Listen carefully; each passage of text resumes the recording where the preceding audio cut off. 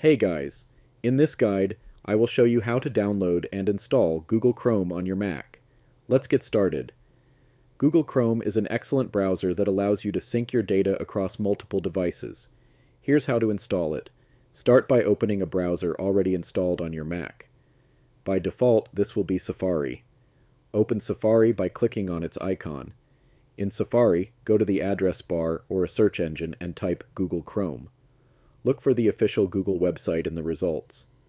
Click on the link that says google.com or something similar. On the Google Chrome page, you'll see a Download Chrome button at the top or in the middle of the screen. Click it, and the website will automatically detect that you're using a Mac and start downloading the installation file. Once the download starts, you'll see a file called a googlechrome.dmg in your downloads. You can check the Downloads icon in the top right of your browser or open the Downloads folder in Finder. When the download finishes, double-click the DMG file to open it. You'll see a window prompting you to drag the Google Chrome icon into the Applications folder. Simply drag and drop the icon into the folder.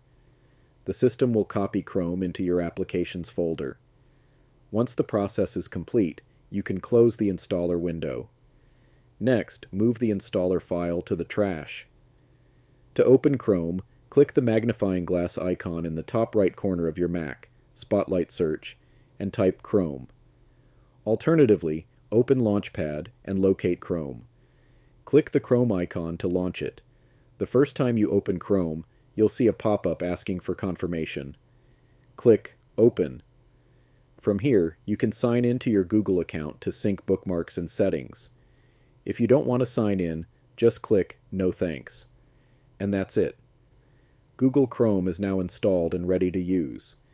If you found this video helpful, don't forget to give it a thumbs up and subscribe to the channel for more Mac tips and tutorials. Thanks for watching, and I'll see you in the next one.